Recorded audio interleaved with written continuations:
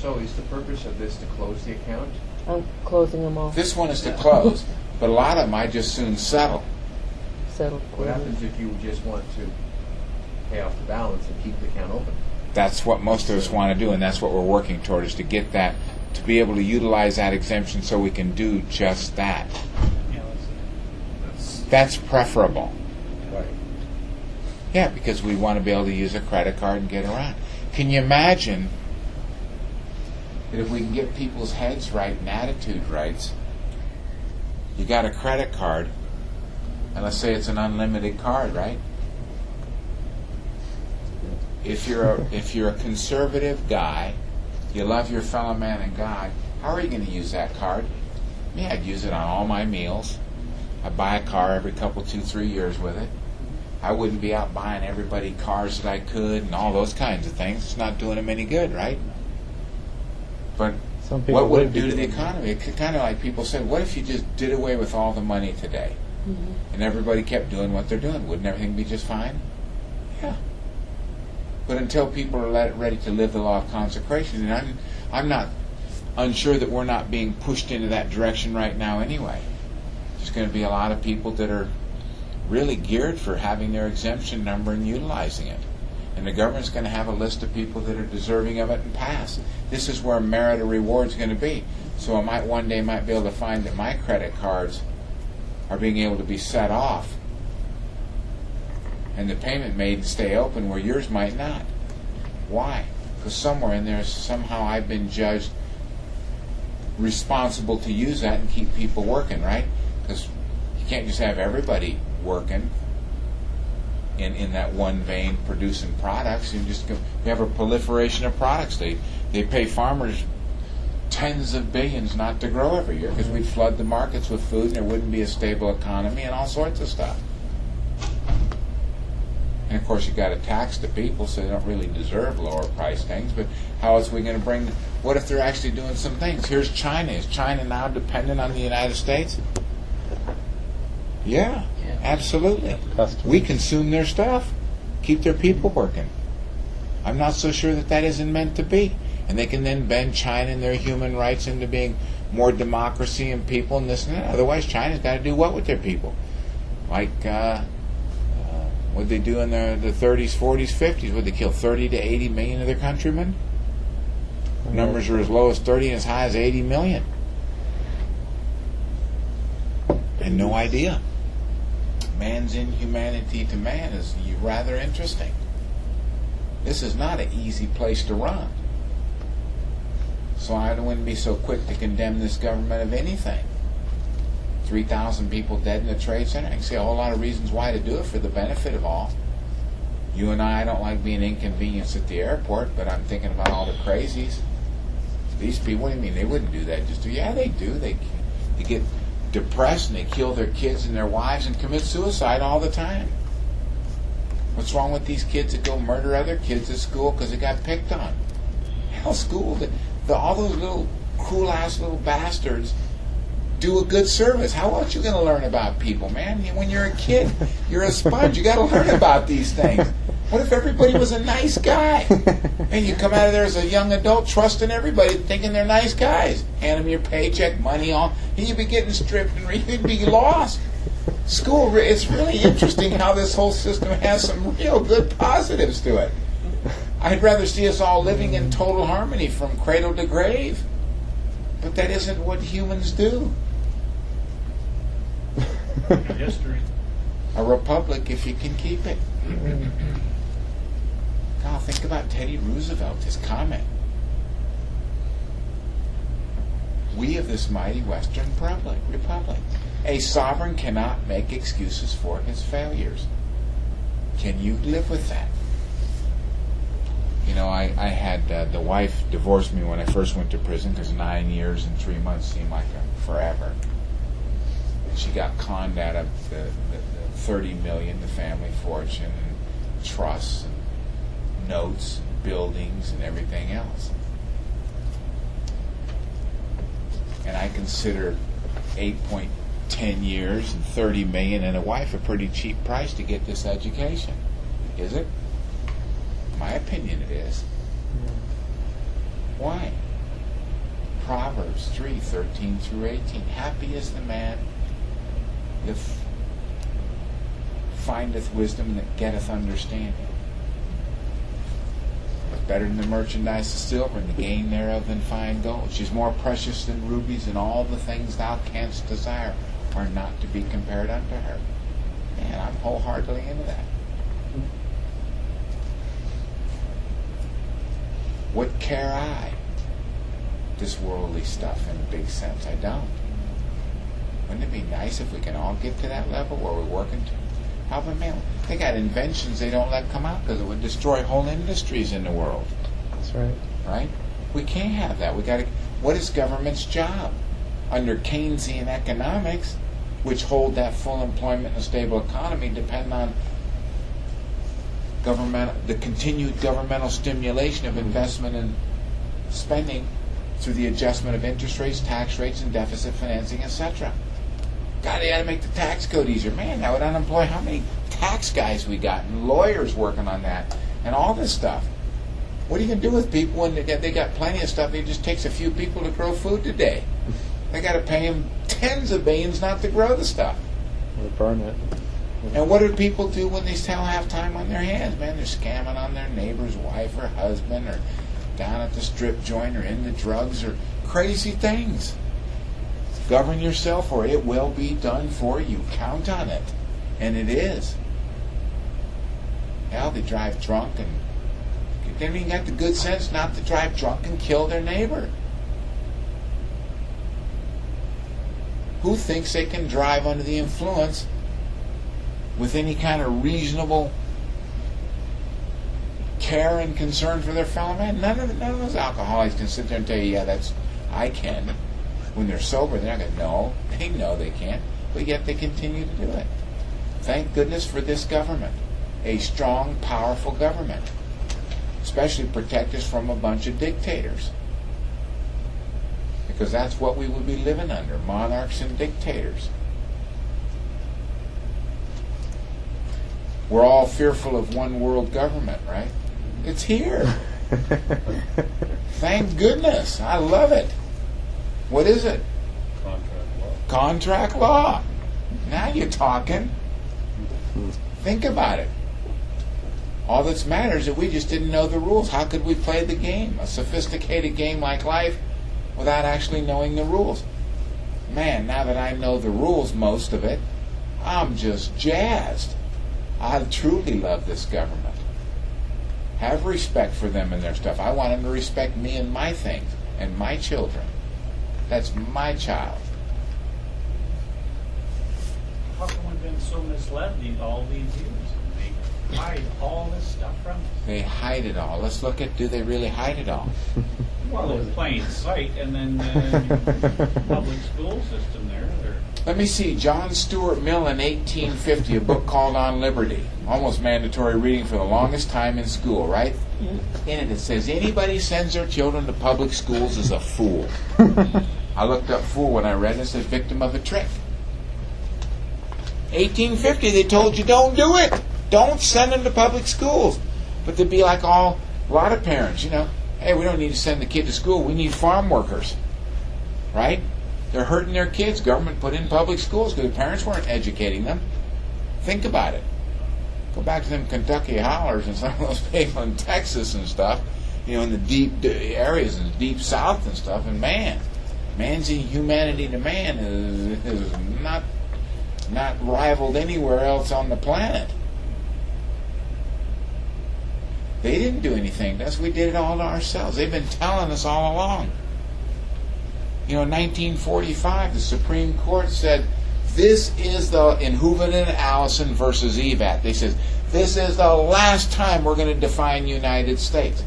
They've done it so many times. The term United States may be used in any one of several senses. It may be merely the name of a sovereign occupying the position analogous to that of other sovereigns in the family of nations. It may designate the territory over which the sovereignty of the United States extends. Or, 3, it may be the collective name of the states which are united by and under the Constitution.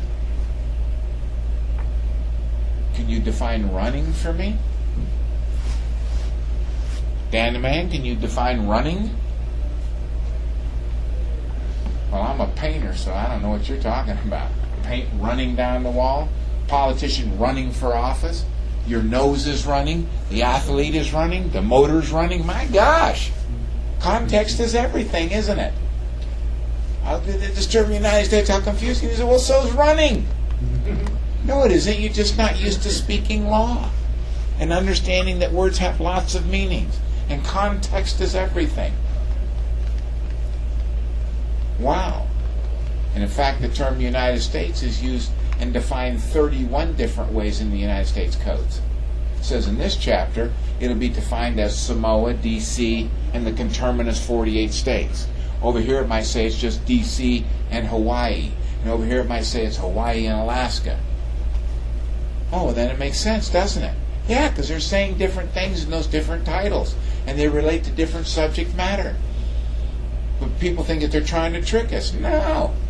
Just get tired of trying to teach y'all grammar rules and basics. And we got some cities and counties where we got 50% dropout of high school kids. Dang. Do you think these kids don't know that if they don't finish high school, their life isn't going to be more difficult? But they do. They still drop out in droves. They just can't do what's good for them for their life. You got to be an idiot to think you're going to drop out of high school at 9th grade and do good in life. Sure, well, you know, Dale Carnegie or Andrew Carnegie did the steel magnet. That's then, not now. And back then, you know, they matriculated to Yale and Harvard at 14 and 13 years old. So you had quite the education even by then. These are different times. It's the best of times. And if you can get the true picture of it, you're going to love this government and the Canadian government. You're going to love the IRS and the CRA. You're going to love this game called contract law because you're going to start getting remedy on all your stuff. Walmart doesn't want to cash a check because I don't feel like giving a Social Security number. That was a nice one. I like that. I got paid good on that one. It took 10 days to collect from them. They understood law real well. That's what I like about Walmart. It took Western Union less than 8 hours to settle up. I like these guys.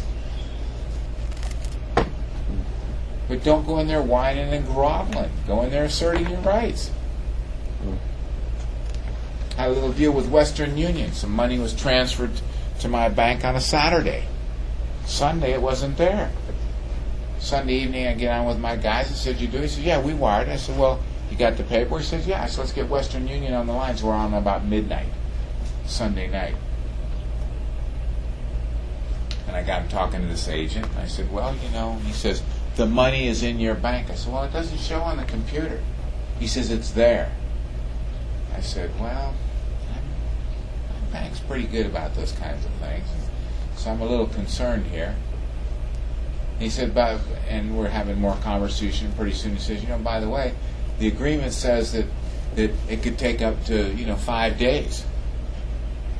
I said, well, when you got paid the fee, this goes back to contract law and goes back to the San Francisco deal, okay? Remember, they got legally married 3.5 years ago, but she thought she was married 11 years ago. I don't care what California law says. No state shall pass any law impairing the obligation of contracts. She had a contract 11 years ago. So, I says to Western Union, I said, when we use Western Union, we're presuming that it's wired immediately. Nobody pays you that size of fee to wire on the weekend when I could do 1/8 that fee on Monday and have it Monday morning or that day. I said, so I don't really care what the back of your contract says. And I'll agree that it probably says that. I said, the greatest mode of advertising is word of mouth. And I says, if you think I'm going to say anything good about Western Union after this, I said, I don't know about that. Didn't say I was. Didn't say I wasn't. I said, what do you think I'm going to say? I said, and on top of that, I made an agreement with your agent. There's an express agreement, it will be wired, just like you told me just now.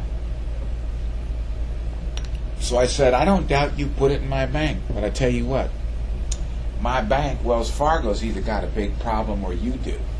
And I don't know which one of you does, but somebody does, and messing with my money is going to be very expensive. Matter of fact, I suggest you might want to call Walmart and ask them what it's like to mess around with my money. Next morning, I called the banker. He said, oh, no, the money came first thing this morning. It was in your account this morning already. I said, God, I love these guys.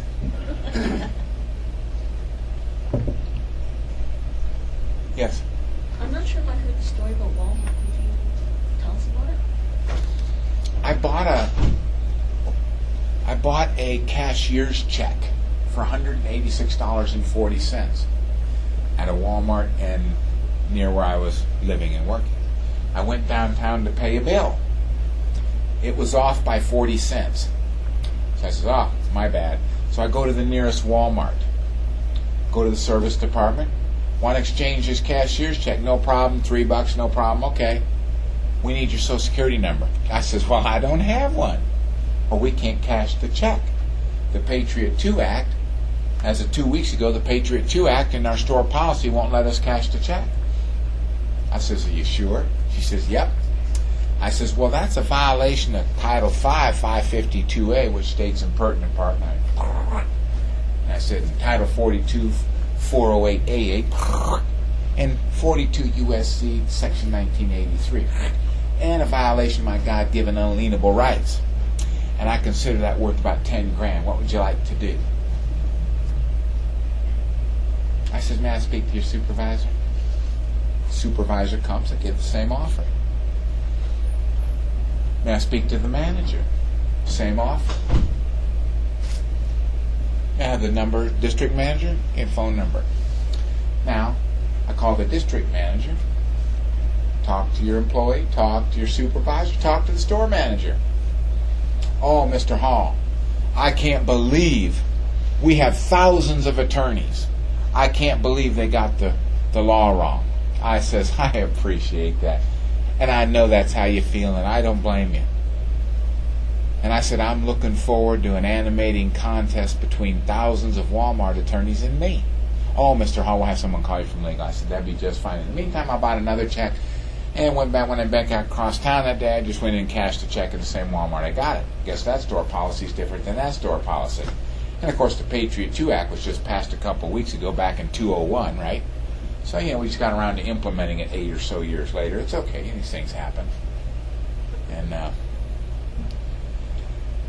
And so 2 days later, I got nothing. So I sent out my hello, how are you? Private notice, international remedy demand. We agreed to a $10,000 penalty. The store employee, and therefore I'd like my 10 grand. If you want to mess me around, it's 50,000 more. 2 days later, I got a call.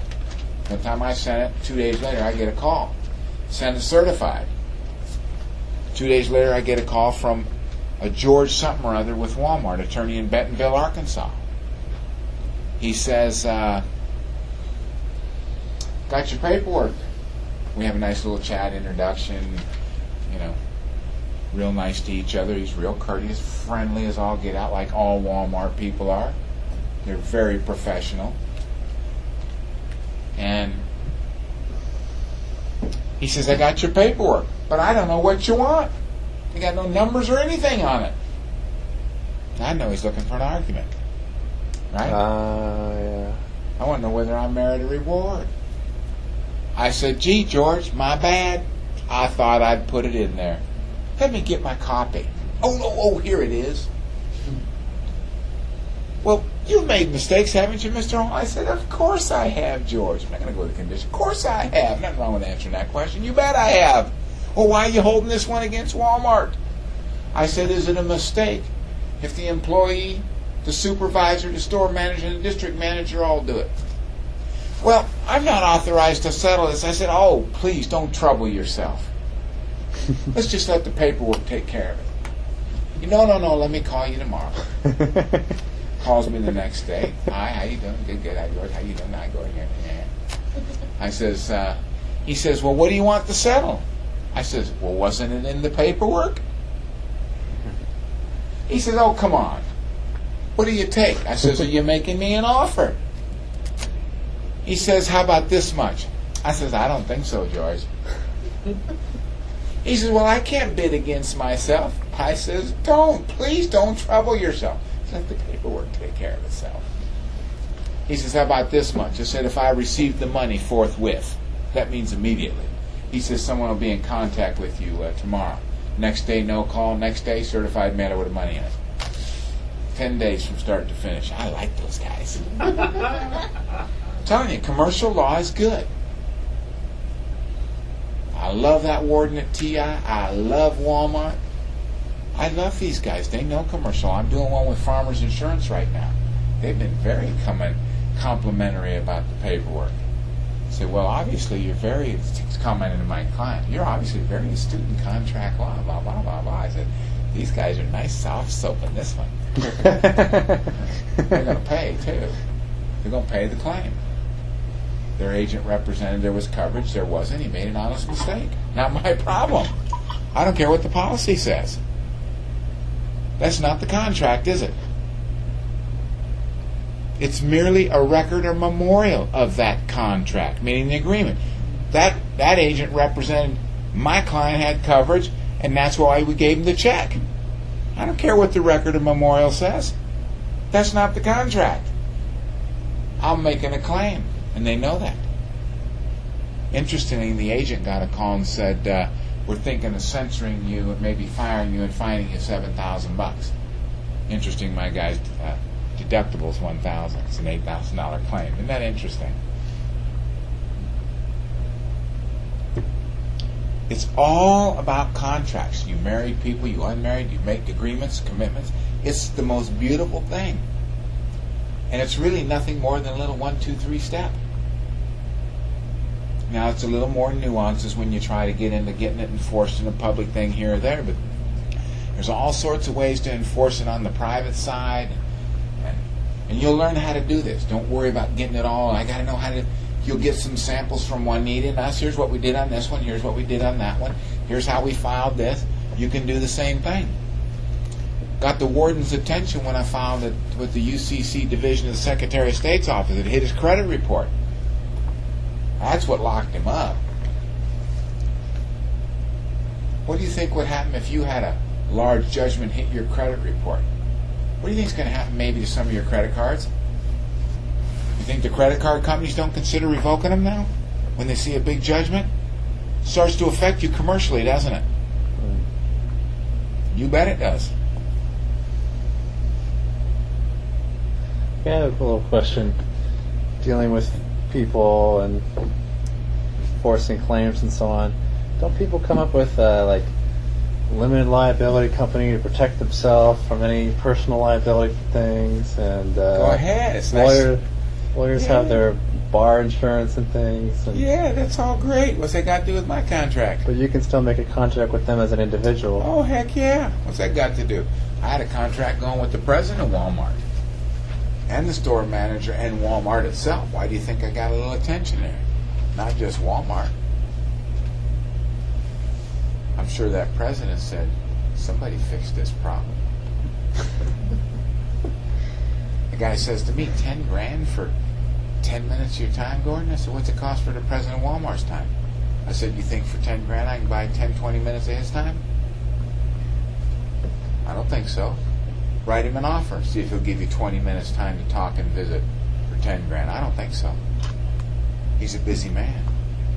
Can't take his time with some lunatic who wants to buy 20 minutes for 10 grand. Besides, he gets paid more than that. In all likelihood with stock and options and running a $400 billion a year sales company. Ain't time to mess with people like us. Or anybody else that is in business. He's busy. Hey, what about leaning up these judges? That doesn't sound like a good thing to me. Well, I would never lean a judge. That's a dishonor in my opinion. Yeah. What's the judge done to you?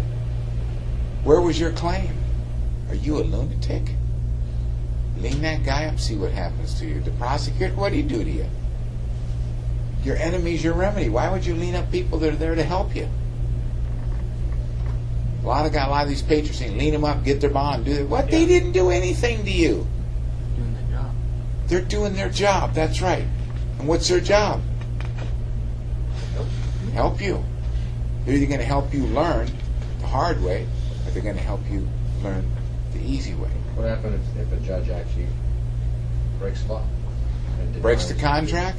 Yeah, denies your... See, I wonder what the appellate court would do with a show cause order why he shouldn't be removed from office. So you would do a show cause order, not a lien. Absolutely. What do you think? You think he wants a show cause order put in to the appellate court? Where do you think he wants to go from that judgeship? He wants to go up, doesn't he? He doesn't need that mark on his career.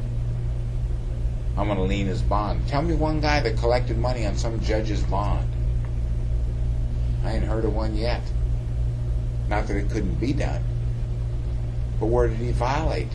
You could get him to agree on the private side because he sort of has to.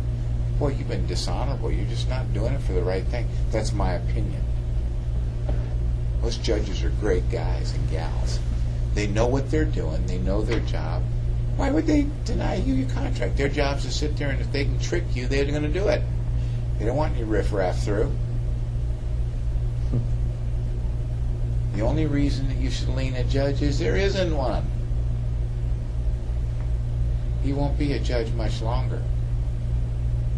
If in fact he violates the contract, but I don't see him ever doing it. They're so good at what they do. They really enjoy the game. Well, guys have told me too, when a judge is not honoring the sovereign, the court sheriffs run up to them and say, "Here's my card, and I'm here to protect you." I don't know. I mean, there's all sorts of strange stories I've heard. And I've heard some really cool stories. But I don't think a judge, I just can't picture, certainly no federal judge, and I doubt a state judge either. I've been in with this Arizona state judge over here with John Stewart, and this guy's sharp as a tack. Just sharp. I love the last one. I'm just a facilitator. God, he's good. So do you recommend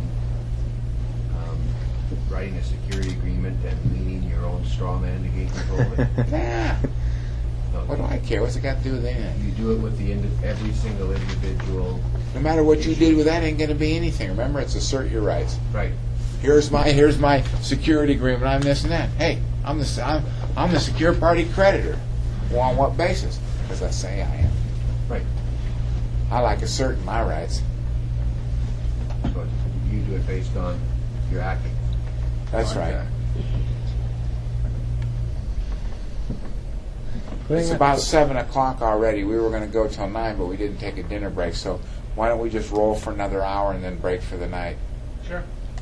If you'd like, or whatever's comfortable, so y'all can get maybe another half hour and you can get out of here to have dinner early enough. Because normally we take like a 2-hour dinner break. So, but we could stay as long as y'all feel like. But maximum, another hour would be max. So we, 8:30 tops. We're going to take a break for 15 minutes. I'll accept that. And we want to roll for another hour and be done with it. We go to dinner, relax, and all that. Sure. Well, you guys roll for another hour. That's your break. Dennis, you want to have that cigarette. Oh, okay. Now let's take a break for 15 minutes. No, let's wait till he goes and then we'll have a break. We'll wait, brother. I already got the answer. So, something else about Hey, Can you talk a little bit about the idea that the more people that become creditors and behave in this way, the better world will be. But not everybody is going to have the right heart. Yeah, that's okay too, isn't it? Yeah. So Do we really care? the reason I'm asking. We'd love them to be creditors, but they're not going to be, and it doesn't matter. Yeah. The reason I'm asking is because I don't know. I've heard some talk about 2012 and some kind of shift. And, I love the Bible. No man's going to know the time. Yeah. The Mayan calendar ends. Okay. Yeah. I got other stuff to worry about. I live in the moment. Why would you worry about 2012? I'm not worried. I like it. When Y2K was the big buzz, I said, I'm having a hard time picturing nuclear plants. This whole world's going to shut down, all this. And I said, You know, I don't get it. I got some neat articles at Y2K, this and that's going to be the end, and yada, yada, yada. I just go with, you know, what's the best form of social control? Here. Just fear-mongering.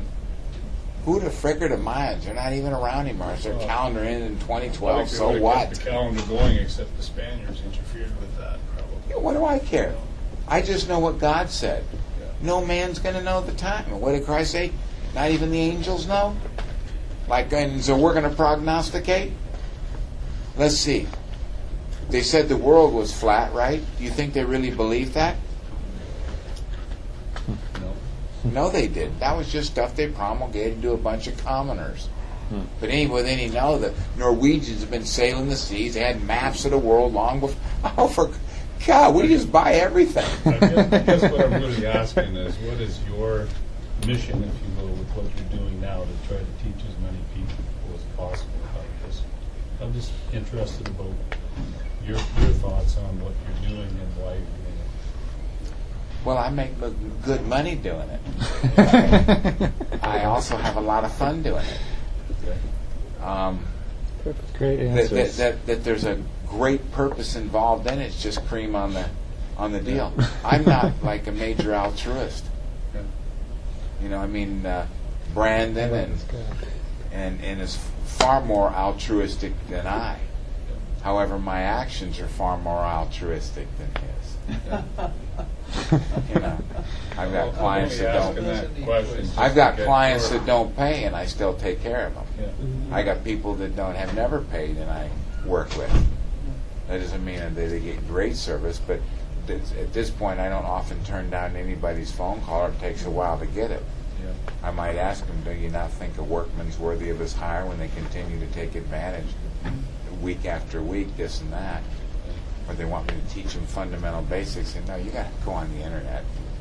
CIC will give you that free. I'm not going to go over silly little fundamentals with you when you're being just too lazy to go and get it yourself. We give it to you free. I'm not going to sit here and tell you the same thing in person that I tell you that's free on the CIC site. Although it's so much better to get it in person. You know, that's what the immersion program. Don't ask. I understand why it works. You know why I'm asking, right? Why?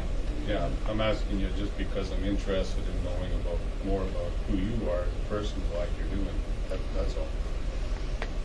It's a combination of all of those things. I really enjoy doing it. I got other things to do besides from 6 a.m. to midnight, 7 days a week. I don't want to keep doing this. That'd heavy a schedule. I'd rather tune down and have it moderate a little bit in my life.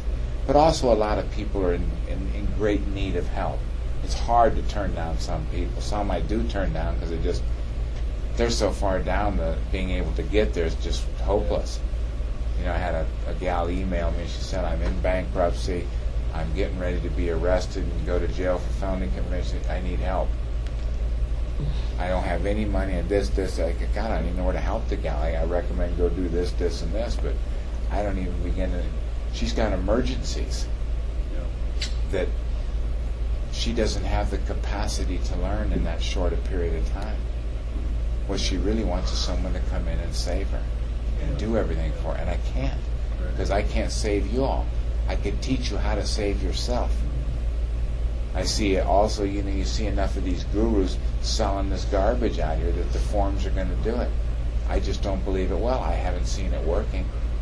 Now, yes, forms work in a lot of areas, but I don't see the GS forms work in a lot of areas. It's administrative law stuff I see working all the time for me. I see it working for Brandon, and I don't doubt there's a lot of other guys doing it too. I understand that there's several other people whose forms work real nice for them. I'm trying to get it into simplistics. I know what it's like to be hard-headed on this stuff. I remember trying to learn it when I was first in it. God, I was slow. Oh, it was miserable. You know, just, what? How do you do this certified mailer? I remember, some of the guys were saying, but what are you, nuts? I said, look, I'm just having trouble, guys. I just need some help. I don't get it. It just takes a little practice and a little work. So I understand when you all don't get something. I was way worse than you guys. So, but. Well, I sure admire for doing all your time and taking the energy to go forth and learn all this stuff. I mean, it's just so admirable. Wow. Well, if you were in prison and I'm a real estate developer. I've done about $1 billion for my own account. At 29, I built the largest private lived-in home in America. Been on Rich and Famous People magazine. Started 24-hour fitness. Owned banks, public companies. I've been around the block a few hundred times. I've been a very successful businessman. I'm nobody, but I've been around the block in business. Huge. Had some wonderful times. And then I asked God, as I always did, for wisdom and knowledge. Oh, that's a mistake. He gave it all right. It's not a mistake. I got blessed with going to prison for 9.3 years. And, well, is it? Where'd your last 9 years go? Would you miss it, really? What if you'd gone to a great school, finishing school, and learned a bunch of stuff, got to test stuff, do cases from double murder to putting wardens, having them around? God, you can't buy that kind of joy. It has to come with something. And in that light, I'm the one who's been blessed this last 10 years. You all, I feel bad for. You all out here struggling. I know that. When I was coming out, I was saying, oh man, what am I going, man? I hope I really got into the habit of enjoying my studies. Like, there's a poem about habit I really like, and I've got it not well memorized, but it goes like this. I am your constant companion. You know that one. I am your greatest helper, blah, blah. Who am I? I'm habit. God, that sums it up. You know, to go to prison. Whose is that poem again? Huh? Whose is it? I don't know whose it is. It's anonymous, I think. Is it? Yeah. I don't know. What's the first line? I am your constant companion. I am your greatest helper, or your heaviest burden. Yeah, if you Google that, you probably Yeah. Or I can send it. You know, it's I say it every day, so it's just getting better and better, and I have it memorized. Yeah. Sometimes when I speak to groups, we'll have to see a new. I'm curious because you have a very impressive memory, and I'm wondering whether you always had that, or whether that came. And I had trouble getting through school. Really? Yeah, I was lucky to get B average, and only because you got an A in athletics, and I liked English because you just did book reports, and I read fiction books like a fool. You know, didn't read good stuff. You know, all I can say is thank God for God. You know, He raises up those whom He wants for what He wants. Flashcard self, right? Well, the envelopes, you know, you'd be surprised if, you know, in my car in the visor I got, you know, poems and different stuff that I want to memorize and repeat them a lot of times till I burn them in like you would like the Pledge of Allegiance or anything else. When you repeat it, it never leaves you. Like James Allen, you will be what you will to be, let failure find its false content. I memorized that one like 25 years ago because I used to give that at my health club, you know, promotion sales to the managers and the salesmen and stuff. So once you start memorizing that stuff, you just get a mind. You just practice it, and this stuff's important to you. All law emanates from contract or agreement. Therefore, law is contract, contract's law. And you just ponder that, and you let it roll on your mind, and you keep reading over and over and over and over till you see it. And then it's a thing because you know you want to bring it up in different things and settings, and you think of yourself in front of policemen or judges or whatever, and you start getting this stuff, and you're not going to quote all these esoteric poems and comments and things I've got, but for me, when I'm in the hole a lot or anything, I don't mind being in the hole because I have lots of things to look at, flash up in the mind, quote and poem after quote and poem after quote and poem. You know, court cases, this, that, definitions. I just love reading the dictionary. It's about my favorite book. And I can just sit there for hours and get into one word, and I'm looking up one that meant that, and I forgot what word I started with. I can like spend an hour on one word, and I get a thorough understanding of it. And it helps me to get where I need to get. And then when I'm typing stuff, I get in front of the computer, it just comes to me. You know, just comes up because there's something in there to get. Every thought seed sown or allowed to fall into the mind and take root there produces its own, blossoming sooner or later into act. You know, it's just, you know, you read poems like Habit and that James Allen stuff, and you start understanding a man's mind may be likened unto a garden, which may be intelligently cultivated or allowed to run wild. But whether cultivated or neglected, it must and will bring forth. If no useful seeds are put into it, then an abundance of useless weed seeds will fall therein and produce their own kind. Golly, just, that stuff is so edifying. You know, I watch a little TV, and when I always get done watching TV, I go, yeah, this is a waste. Yeah. You know, and I don't feel good. You know, it's nice that I don't like to do it much. I do like movies now and then. And I do like a little, well, I've been a little bit crazy about working lately. You know, I just don't even care about taking time off. You know, but it is, to some degree, a little tedious because I guess some of my students are calling me 11 o'clock Sunday nights just a little bit. It's like, you know, I'm saying, I would really, you know, I'm trying to relax a little here. Maybe we could talk about, no, I'm really good. All right, what's the problem? You know, but I know what it's like to be on the other side, to have a problem when you need these things. So I empathize greatly with that because I've been there and done that. I used to call Jack, you know, and just 1 to 3 hours a day when I was going through that deal. But he had a student that was, you know, willing to try anything, you know, going to jail, and we learned so much together on that one. That was like so good. And to watch that 4.8 million 2 supervised release cases fall by the wayside, and to finish that story with the that unit manager, he said with that court order, that is a court order is where we were going with that. So I said, well, I conditionally accept your court orders upon proof of claim that supersedes a federal district court order, and handed it back. 3 days later, he calls me in his office and he goes, you know, I've been in the BOP for 20 years, and in all my career, I have never seen a court order like yours. You don't have to do any supervised release. You don't have to pay a single dime. You don't even have to give me a release address. I said, you're learning, Jacoby. And that was the end of it. Just a beautiful congratulations. The day I leave, the guard on the floor says, you know, I heard you're leaving today. I said, so the rumor goes.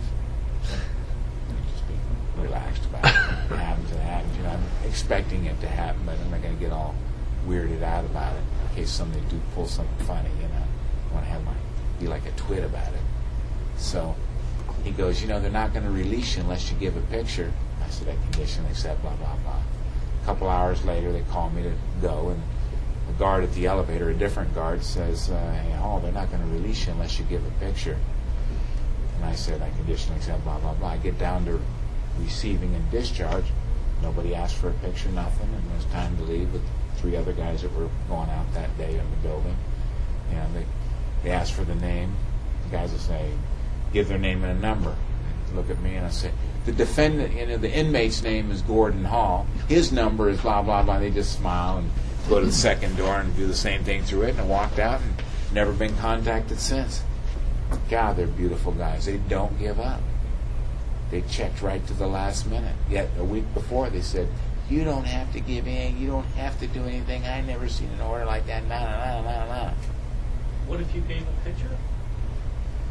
I don't know. All I know is wouldn't have been, I don't think it would have affected anything really. Stand your ground. Well, you know, I was 5.5 months in the hole. The first 90 days they were like 3 to 5 times a day, 2 to 5 times a day trying to get a picture.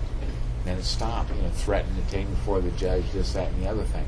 In 5.5 months, you know, the staff there comes down to the whole area twice a week. You know, the whole, you know, unit managers, team managers, assistant wardens, sometimes a warden, this guy, that. You know, there's like 7 to 15 of them that come down on that floor twice a week. So they're trying to get the guys back in the general population, showing it's just really an interesting system they have. And like the day before I got out, the captain comes by as usual. He says, come on, man, Hall, give us a picture. I says, just a picture? I'm playing with him. He knows I always play with these guys. I says, just a picture? He says, you have my word. If you give just a picture, you don't have to give anything else. I says, just a picture. He said, you have my word. I says, come by and see me tomorrow. Yeah, I know he ain't going to do it. They come by tomorrow, but he isn't there. One of the guards, you know, there's about 6 or 8 of them this time, and so one of the suits we call them, goes, "Congratulations, I heard you're going up on the floor. Great, man. You're going to be able to have food and be with the guys and watch TV. It's football season," or whatever it was, basketball season or something.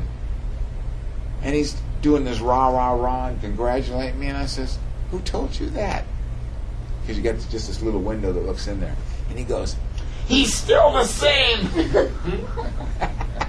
About 30 seconds later, this head unit manager, I forgot his name now, pokes his head in. He goes, "You had me worried. I thought you were going to break weak."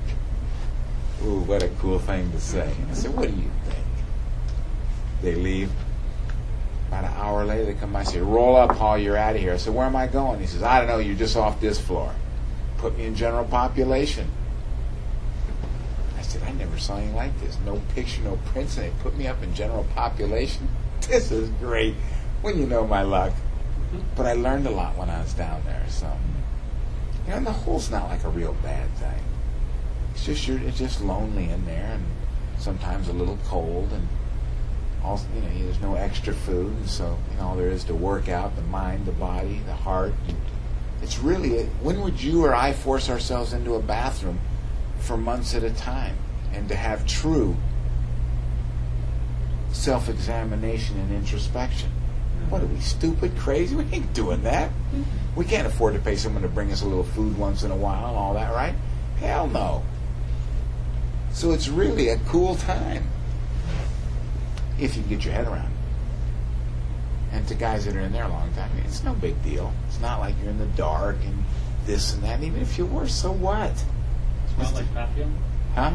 Papillon? Not even close. They ain't feeding you gruel. They can come in and give you. It's not great food, but it isn't bad. It's not like slop. It's like you get one little piece of fruit and one little tiny 1 ounce thing of cereal and a little thing of milk, that little half pint of milk, and sometimes a Danish, but I mean, it's more than enough to feed a guy. And lunch is a little better, and dinner ain't bad. Sometimes it's like pretty meager for a guy that's working out, but basically there's nothing wrong with it. They're not starving anybody in there. They're not beating people. They really treat you pretty good. Can I ask a question? Yes. My friends on the street. I've heard that they say that inmates complain they get staged too many times a week. You do what? They get staged too many times a week. Get what? Steaks? Steaks. You get steaks when? Too many times a week. They get tired of it. They get Too many often. times a week. No chance. You kidding? You see those once or twice a year. You ain't getting steak. That's what I've heard. Yeah. You get some hamburger that's pretty questionable. You get some food that you don't eat sometimes. I could never eat certain foods like peas and this and that. Boy, in that hole I learned to eat peas and they tasted pretty good. And what's the greatest spice man's made? Hunger. That's right. So but the food is not bad there.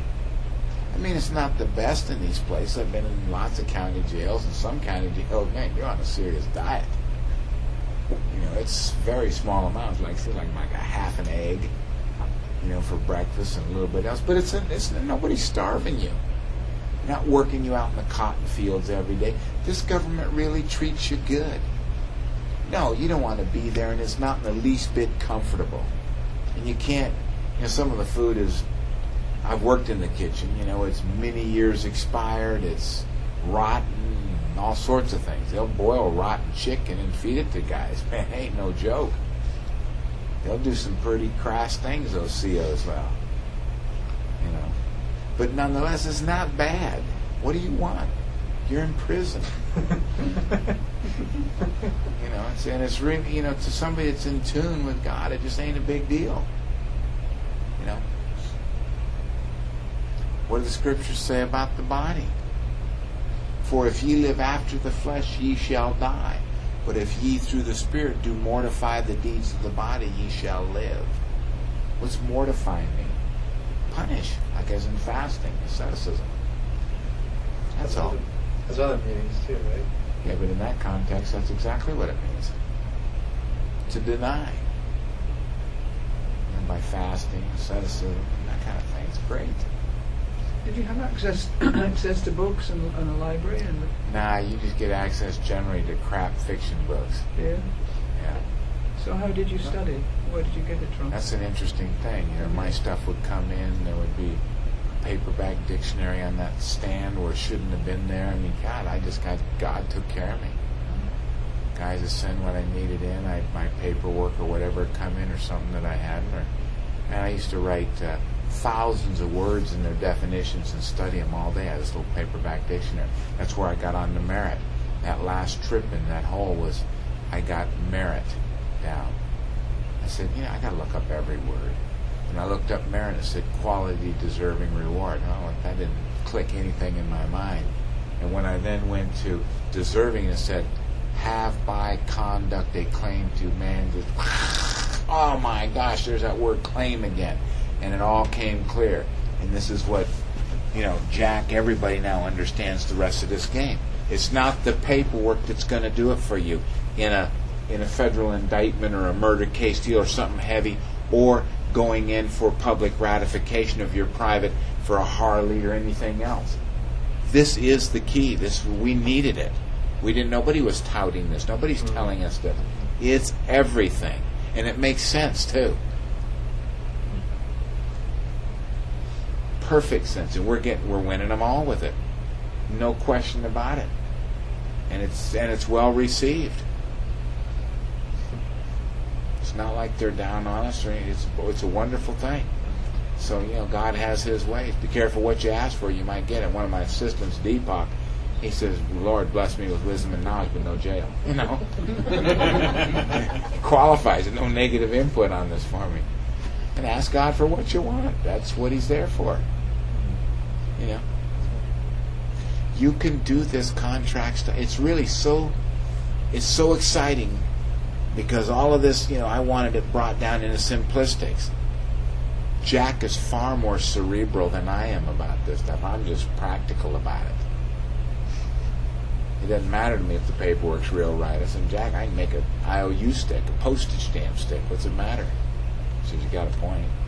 I said, go easy on these people. You're like talking up here to them. I said, I understand, but me and one other maybe. And I said, you nuts, Jack? He's up, man. Jack's so good. And we need him.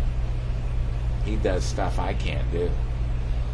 He has such good. He's been at it 30 some odd years. Mm-hmm. He's just he's a blessing to be around. Him and Brandon both are just sweet guys. And they care. They care about you all as I do. We really genuinely love and like you. I love my fellow man. The guards, I loved all those guys. I loved all those guys. The ones that were mean, I loved them. I said, we had this Warden Woodring, man, he was a disciplinarian. When he got there, I said, man, this is going to be great. We're going to get into it for sure. Because this guy did everybody there. He's a great warden. And look what came out of it. And truly, where Jack tells you, the government does reflect your attitude. That's why it's important for you to love them. When you go into court, know that judge is truly there and that prosecutor is there for you. You don't want to lean them. Those guys are there to give you your remedy. Love them. Now, they're not going to act like it, doggone it, but they're there to give it to you, and they will. I saw that public defender Judge, I don't think Mr. Stewart knows exactly what he wants at this time. And I'm really busy right this month and next month. And Mr. Charbel Sheetik, I'm going, whoa. I've heard they switched sides, and man, it was perfect. And every time that I've asked for abatement of proceeding, we've gotten it. The reasons have always been weird. Legal research said we got to do it, put it off 60 days, and Deepak went in. I mean, this is consistent with 29 tickets, 10 arrest warrants, and he goes in there and craziness. It's all about attitude, and they will reflect you. That's why you don't want to come in with this, for better lack of a word, the patriot attitude. The rev scammers or any kind of reviling or whining. I absolutely love these guys and appreciate them. All of them, the attorneys, all of them. They're not going to fare well at Judgment Day, perhaps. Not my business. And they're doing this for us. to learn this game. What a beautiful thing. And they have to put up with us in there. It's beautiful. They can't respond. It's the best. Now, when the judge walks in and everything, are you standing and everything? Very good point. 'Cause lots of John and I, guys when say we they- first went in for his first hearing, they said, all rise. John and they stayed sat. Now, in my very first hearing on revocation of probation for or supervised release for moi, I'm sitting in the back of the courtroom, and the judge says, is Gordon Hall in the courtroom? And I stand up and say, I am here today as Gordon Hall. I'm reading. I told you I had to read it, I'm here today as Gordon Hall, secured party creditor. I forgot what else I said. Secured party creditor, private trustee, for the purpose of helping the parties settle all claims or charges outstanding, to bring resolution, settlement, or closure matter. If it please the court, may I enter the bar under said terms and conditions. But didn't let me enter the bar. And he just went on talking. I stood there standing, and we had this conversation. The U.S. attorneys, probation department, supervised probation department don't say a word, just the judge and I. I'm outside the bar in the gallery section where public sits, and he's up there, and we're talking back and forth, and he got into, and that hearing lasted 10 minutes when he said, I'm giving you an order to be back next Thursday, blah, blah, blah. And I said, would it be all right, Judge, if I came to the hearing next Thursday, July, blah, blah, blah. And he goes, I have another matter to hear now. And I left. The second hearing, this time, wild. Sitting in there, the clerk announces, and we're only people in there, there's a few marshals and some government people. And the clerk says, everybody seated, stay seated. Those standing, take a seat. In walks the judge. We're on the private side now. Wild. No rise. Stay seated. And take a seat. And he said, come on in. To you. Yeah. I walked in the bar, I said, in terms of, he says, yeah, come on in. I said, let the record show I'm entering the bar, blah, blah, blah. And walked in. He didn't mind. It's on the private side. We're not public. We're in chambers now. Now, it can go back to public in a second. I'm already in there, so you got to be careful then. How? Well, on the fifth one, I'll get to it. That's how. So we'll get there shortly. So that second hearing lasted 20 minutes, back and forth. I'm going through my sheets. The third hearing started the same way, all seated, remained seated.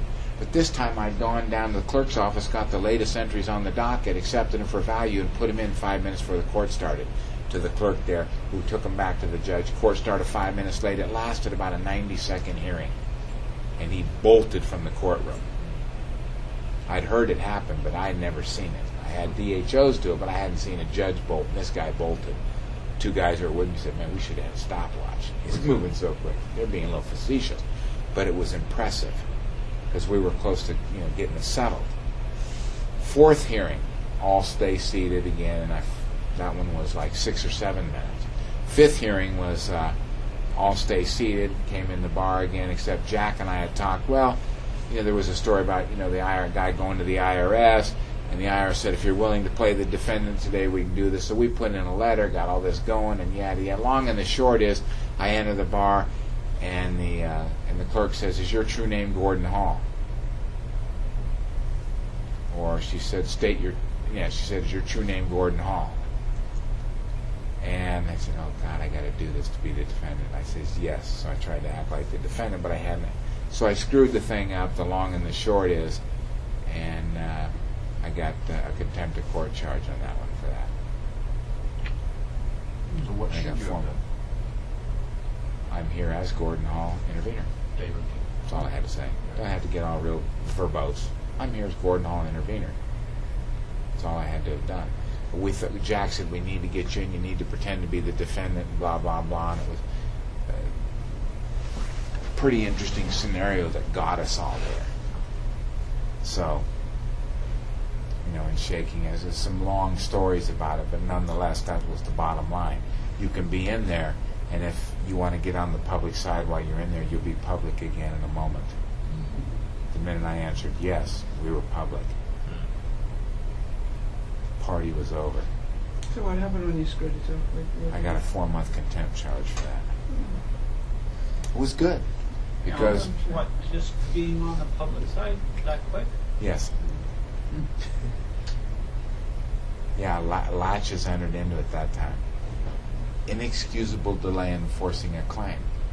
It was entering the bar. The judge had not got the letter. The attorney had the letter and assured me, oh, it was this, that preclude my rights. I stepped into the bar, one, without an agreement. And then when the clerk asked that was the second time, and that was it. So I screwed it up. So you should have done what you normally do. What? You should have done what you had done previously. Yeah, I should have simply said I'm entering the bar as intervener. Let the record show that I'm here today as intervener, entering the bar to help settle all claims or charges. Something like that. That's all I had to say. Instead, the judge said, come on in. And I said, you received the letter? And he said, no. And I walked in. I needed to have made, he got it, but he said no. And I should have, which reserved my rights this particular letter. But, in the back of my mind, Jack says, you got in there, you got to be the defendant. What was the purpose of having to be the defendant? Because Jack thought that's how you had to get in there to settle the matter based on some story we'd heard before when it was in error. So that's all. It was just, I was game for testing things. My buddy Seehausen said, where's the contract that obligates me? I didn't want to keep going to multiple hearings. I wanted to try and learn how to settle it. Is this the way we go? I could see now where the mistake was. I'd given him a letter and the clerk, and I'd asked him if he received his letter, and he said no. So he was lying. That or receive means to let in. He said he didn't let it in, is what he did. So he wasn't lying. Does that make sense? Well, when you asked him if he received it, what were you meaning by it? Well, that's a good question. There's ambiguity there. Yeah. Did I mean, did he get it in his possession? Did I mean he let it in and we have an agreement? And what did he mean when he said no? And it would have been incumbent on me for clarification, not him. It was my error, no question about it. He did his job. I can only say I admire him. I tell you, these judges are good guys and girls.